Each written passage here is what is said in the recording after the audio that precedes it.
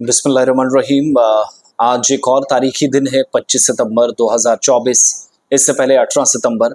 आज फिर से घर से बाहर निकलिएगा, बिना किसी एरोगेंस के, बिना किसी तकलीफ को समझिए, एहसासात, जज्बात और वक्त की कद्र करते हुए, अपने वोट की अहमियत को समझते हुए, न सिर्फ जम्मू कश्मीर में बल्कि जम्मू कश्मीर से बाहर भी या कौमी सतह पर आपके वोट की क्या अहमियत है उसको जानते हुए वोट आज बगैर किसी मजहब, जात पात, बगैर किसी की शक्ल सूरत और पार्टी को देखे हुए डालें उन लोगों को जो आपकी नुमाइंदगी का सही न सिर्फ दावा करें बल्कि कल को जाकर काम करें और क्रिमिनल बैकग्राउंड ना हो, जो मैंने पिछले दिनों आपके सामने रिपोर्ट्स रखी हैं।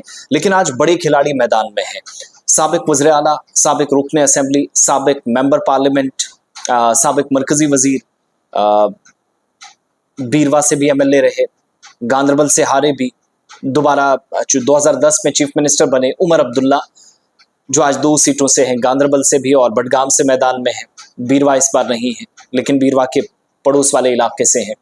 रविंद्र रैना नौशहरा से हैं, सुरेंद्र चौधरी उनके सामने हैं, तारिक हमीद कर्रा, ये भी वो शख्सियत हैं जो कांग्रेस ने हाल ही में जिम्मेदारी दी है, इस बार अलायंस के कैंडिडेट सेंट्रल शाल्टेंग से, जो नई कॉन्स्टिट्यूंसी है। तो ये तीनों बड़े नाम हैं। इसके अलावा शमीमा फिरदौस हैं, फॉर्मर मिनिस्टर है, 2014 में जीती श्रीनगर से।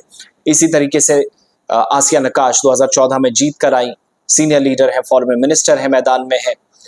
इसी तरीके से कई फॉर्मर एमएलएज हैं, चौधरी अकरम हैं, एजाज जान हैं, आपके सामने कांग्रेस के जनरल सेक्रेटरी शाहनवाज चौधरी हैं, पीर पंचाल खित्ते के अंदर जावेद राना आपके सामने है।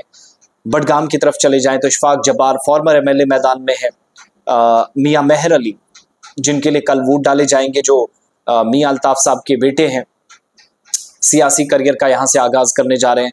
इसी तरीके से आप रियासी की तरफ आएँ तो अब्दुल गनी साहब जो इससे पहले चुनाव जीते थे, फॉर्मर मिनिस्टर हैं। एजाज खान कांग्रेस के सीनियर लीडर इस वक्त भी मैदान में है, आज़ाद उम्मीदवार की हैसियत से, उनकी किस्मत दांव पर। लेकिन जो बड़े शेर हैं, क्या इनको ढेर करने में इनके विरोधी, जो इनके हरीफ हैं या जो मुखालफिन हैं, सियासी तौर इनकी मुखालफत करते हैं, वो इनको शिकस्त दे सकेंगे या नहीं, एक बड़ा सवाल है। बहुत सारे लोग अवामी इत्तेहाद पार्टी से, जिनमें शेख आशिक साहब का नाम गांदरबल से इंजीनियर रशीद की पार्टी ने मैदान में उतारा है, सुगरा बरकाती जो कि कैंपेन वालिद साहब के लिए बीरवा के अंदर करती रही, गांदरबल में से भी मैदान में, बीरवा के अंदर वो इस बार मैदान में, काफ़ी मैसिव कैंपेन, काफ़ी ज़बरदस्त रिस्पांस हमने देखा।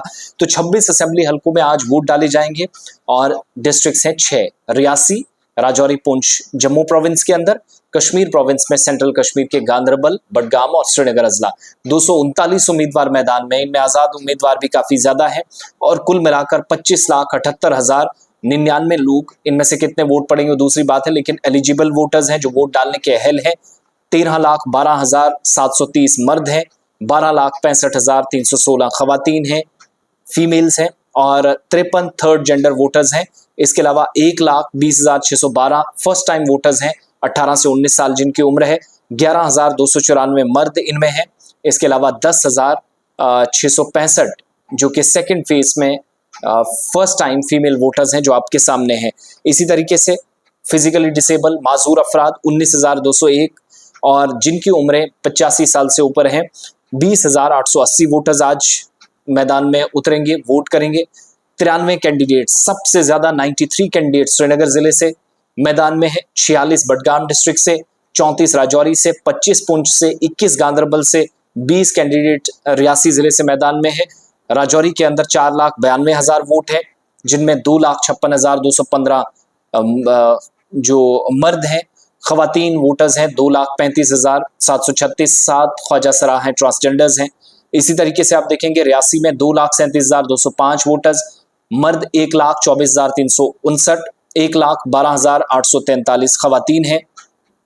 श्रीनगर की तरफ भी आप चले जाएंगे तो इसी तरह की सूरत हाल है और बड़े नाम हैं जो हमारी नज़र में, जो मैंने शुरुआत में दिखाए भी हैं।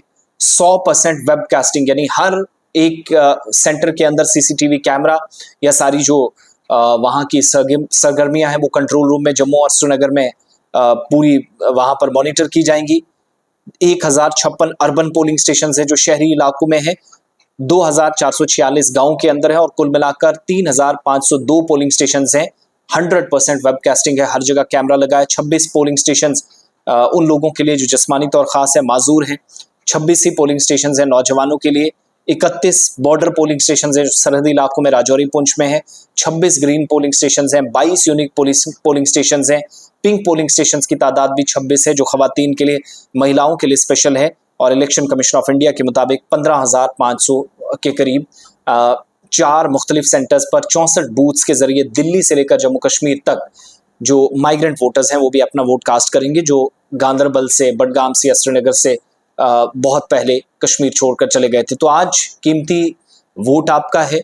ये जो 10 साल आप कह रहे हैं कि हमने पछताया, उसका गुस्सा आज निकालिएगा।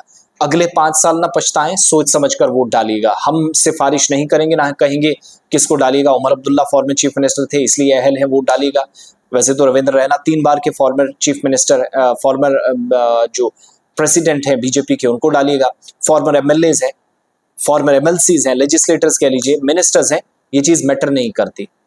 पहले तो उन लोगों की निशानदेही कीजिएगा जिन्होंने लास्ट मोमेंट पे टिकट की खातिर पार्टियां 30-30, 40 साल पुरानी छोड़ी और नई पार्टी में चले गए।